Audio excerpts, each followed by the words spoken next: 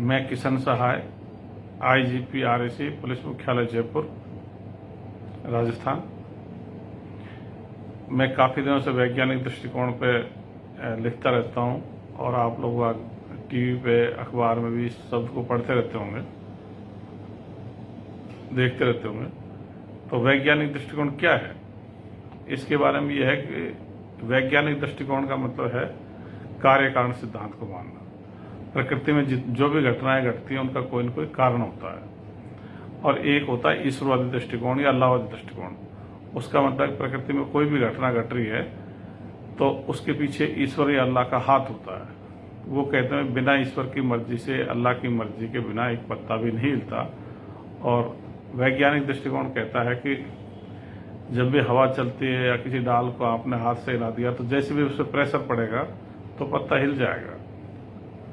तो वैज्ञानिक दृष्टिकोण वाले हर घटना की गहराई में जाते हैं, उसका कारण जानने का प्रयास करते हैं, जबकि ईश्वरवादी दृष्टिकोण वाले या अल्लाहवादी दृष्टिकोण वाले कहते हैं भाई ये तो घटना ईश्वर अल्लाह की मर्जी से हुई है, तो उसमें कारण जानने का प्रयास नहीं करते। वो पहले से ही मान बैठते हैं कि इसका कारण ईश्वर अल्लाह की मर्जी है।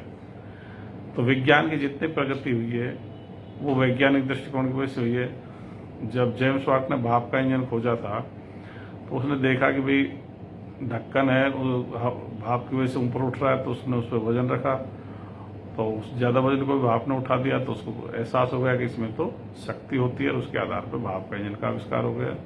फिर बहुत सारे आविष्कार हुए। तो ये जितने भी आविष्कार हुए वो कोई ईश्वर या अल्लाह गॉड ने किसी को कहा हो, ऐसा नहीं हुआ।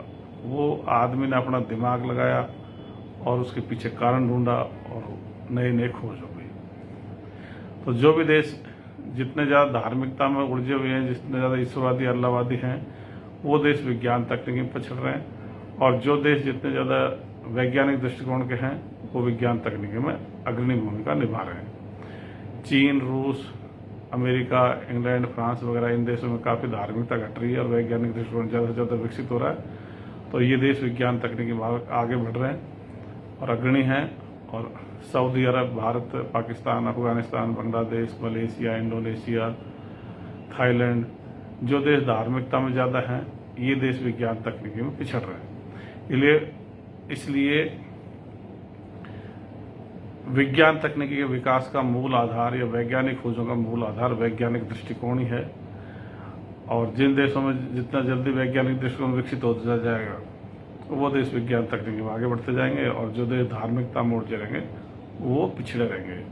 तो विज्ञान तकनीकी का अगर अपन विज्ञान तकनीकी के विकास को अपन एक पेड़ के रूप में प्रदर्शित करें तो उसकी जड़ वैज्ञानिक दृष्टिकोण होगा, उसका तना वैज्ञानिक खोज होंगी। और जितने विज्ञान की उपलब्धियां हैं, सैटेलाइट, मोबाइल, रॉकेट, ट्रेन, बस, और जितने विज्ञान की जो खोज है या बीमारियों की दवाई है, ये सारे के सारे ऐसे पेड़ की टहनियाँ पत्तियाँ होंगी।